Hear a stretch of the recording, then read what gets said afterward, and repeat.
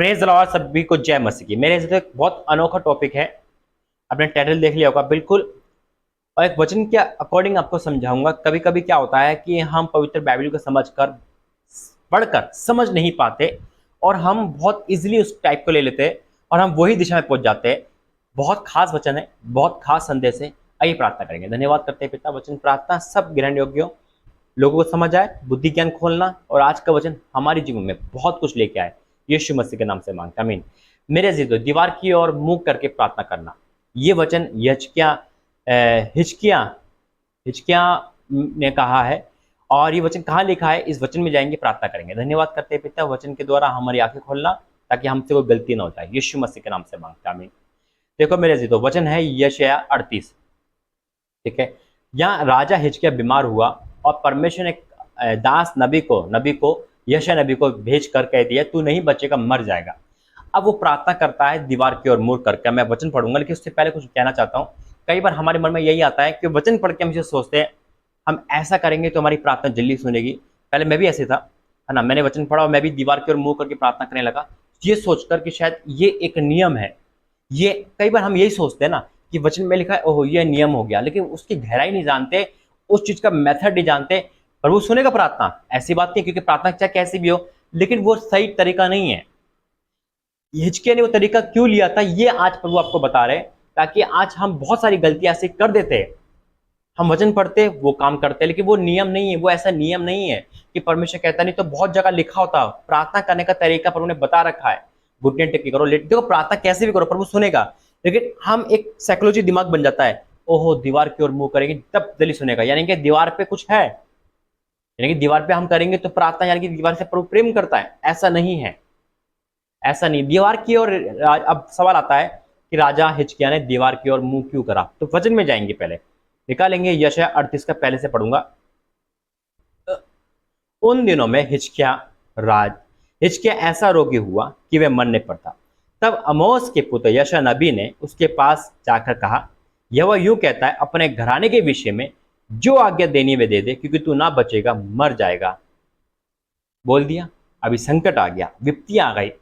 अब चाहे कोई भी विपत्ति हो, आप पर हो, कोई भी संकट हो, कोई भी दिक्कत हो, किसी पे भी हो।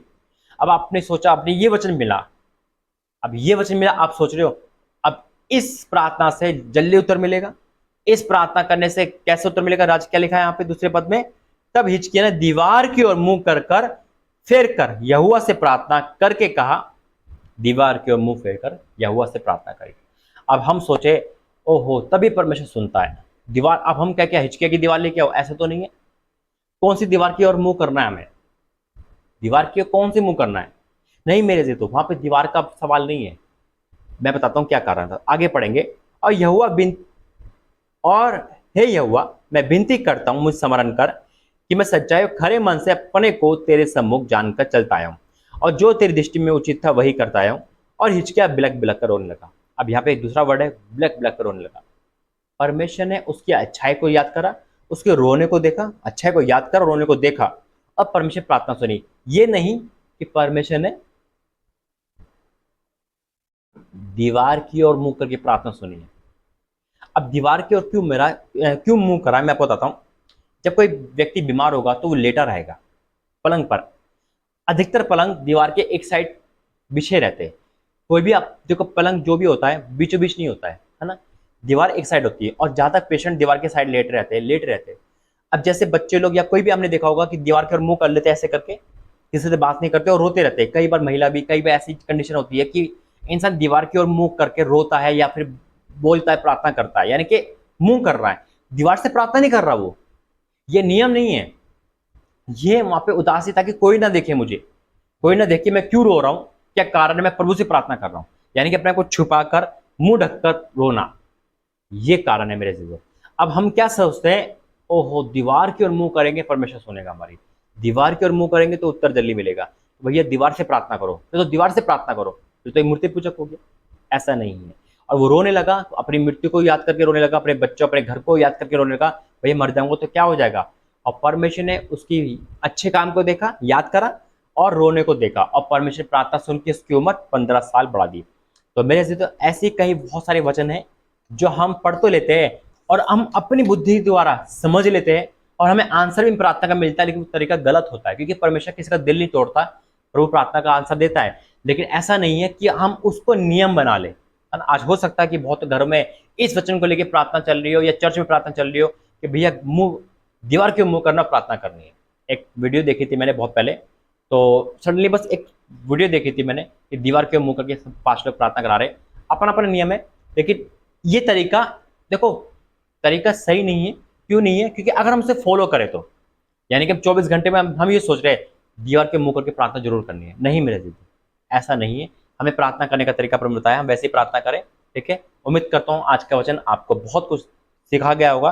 आइए प्रार्थना करेंगे। धन्यवाद करते हैं पिता वचन प्रार्थना के द्वारा, आज आपने सबके डाउट क्लियर करे इस वचन के द्वारा।